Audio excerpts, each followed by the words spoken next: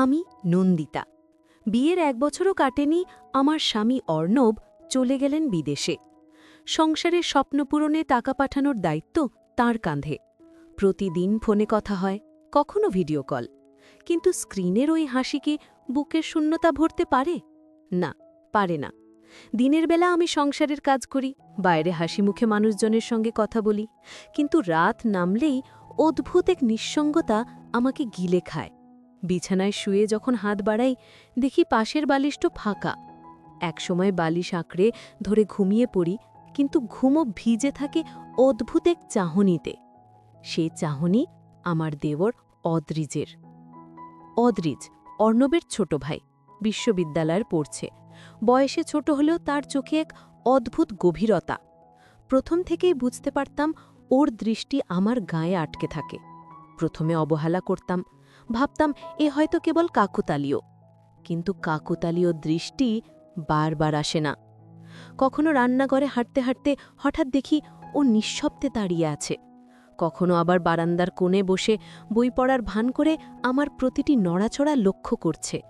একদিন সাহস করে আমি সরাসরি জিজ্ঞেস করলাম, অদ্রিজ, তুমি কি বারবার আমার দিকে তাকাও কেন? ও হেসে উত্তর দিল না, শুধু চোখ নামিয়ে ফেলল। কিন্তু সেই চুপ থাকা উত্তরই যেন হাজারটা কথা বলে দিল। সেই দিনটা আজও আমার মনে আছে। বিকেলে হঠাৎ আকাশ ভেঙে বৃষ্টি নামল।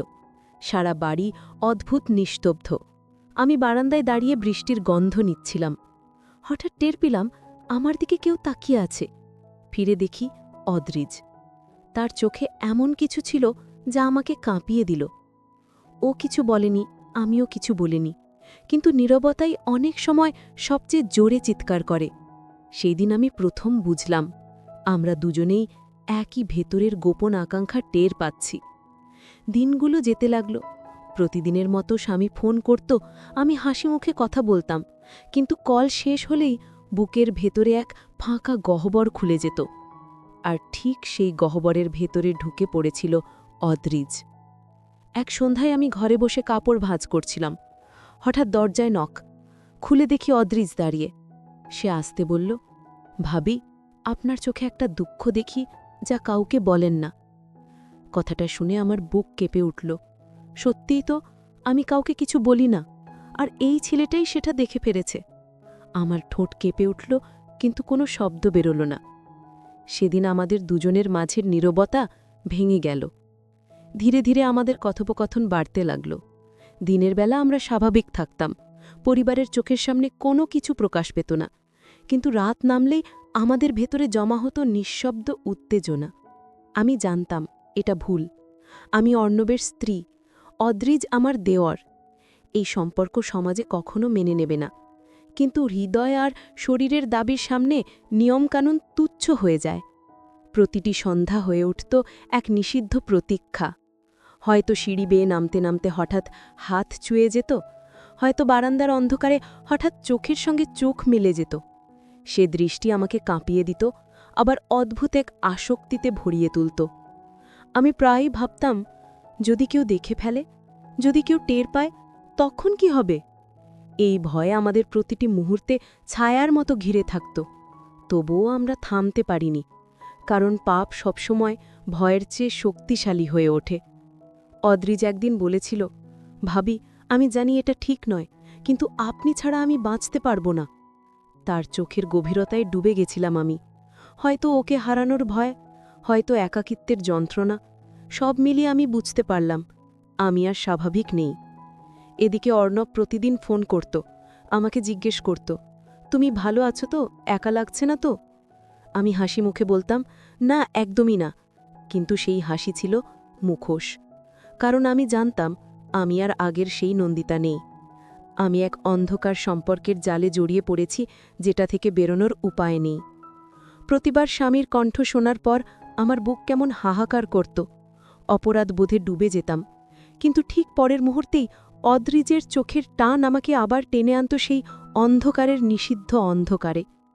এক রাতে হঠাৎ বিদ্যুৎ চলে গেল। পুরো বাড়ি অন্ধকারে ডুবে গেল। আমি ঘরে একা বসেছিলাম। হঠাৎ দরজায় চাপা শব্দ। দরজা খুলে দেখি অদ্রিজ দাঁড়িয়ে। সে আস্তে ফিসফিস করে বলল, ভাবি, ভয় পাবেন না ভাবি, আমি আছি। সেদিন অন্ধকার আমাদের আরও কাছাকাছি টেনে নিল। নীরবতার ভেতরে আমরা শুনতে পেলাম একে অপরের বুকের ধ্বনি। সেই মুহূর্ত ছিল আলোহীন, কিন্তু আবেগে ঝলসে ওঠা। সেদিনের পর থেকে আমাদের সম্পর্ক আর গোপন থাকেনি আমাদের হৃদয়ের কাছে। আমরা দুজনেই জানতাম আমরা থেমে যেতে পারব না। অথচ প্রতিটি মুহূর্ত অপরাধবোধ আমাদের ছায়ার মতো পিছু নিত। আমি ভাবতাম, যদি অর্ণব জানতে পারে, যদি পরিবার জানতে পারে। কিন্তু নিষিদ্ধ সম্পর্কের নেশা একবার শরীরে ঢুকলে তার সহজে ছাড়া যায় না। একদিন ফোনে অর্ণব জানালো সে শীঘ্রই দেশে আসবে। আমার বুকের ভেতর কেঁপে উঠল। আমি খুশি হবার ভান করলাম, কিন্তু আসলে আতঙ্কে ভরে গেলাম। কারণ অর্ণব ফিরে এলে আমাদের এই অন্ধকার সম্পর্কের কি হবে? অদ্রিজকে বলতেই ও থেমে গেল। কিছুক্ষণ চুপ থেকে শুধু বলল, আপনি যা চান আমি তাই করব। কথাটা সহজ মনে হলেও এর ভেতরে ছিল প্রচণ্ড ভার। কারণ আমি জানতাম আমাদের মধ্যে যা ঘটেছে তা সেটা কোনোদিনও সহজে মুছে যাবে না। আজও আমি জানি না আমি আসলে পাপ করেছিলাম নাকি একাকিত্বের কাছে হেরে গেছিলাম। অর্ণব আজও কিছু জানে না, কিন্তু আমার বুকের ভেতর জমে থাকা এই গোপন আগুন কখনো নিভবে না। অদ্রিজের চোখ, অদ্রিজের নীরবতা সবকিছু এখনও আমাকে তাড়া করে। এটা শুধু এক পরকীয়া নয়, এটা এক ছায়ার গল্প, যেখানে ভালোবাসা, ভয় আর নিষিদ্ধ আকর্ষণ একই সুতোয় গাঁথা। এই গল্প দিয়ে কার কাছে প্রমাণ হয়? বন্ধুরা, যদি আমার এই অন্ধকার গল্প আপনার মনে দাগ কেটে থাকে, তাহলে চ্যানেলটি অবশ্যই সাবস্ক্রাইব করুন। আপনার প্রতিটি সাবস্ক্রিপশন আমাকে আরও গল্প শোনানোর অনুপ্রেরণা দেয়। লাইক করুন, কমেন্ট করে আপনার অনুভূতি জানান। আর মনে রাখবেন, সব গল্প আলোতে বলা যায় না, কিছু গল্প শুধুমাত্র ছায়ায় শোনা যায়।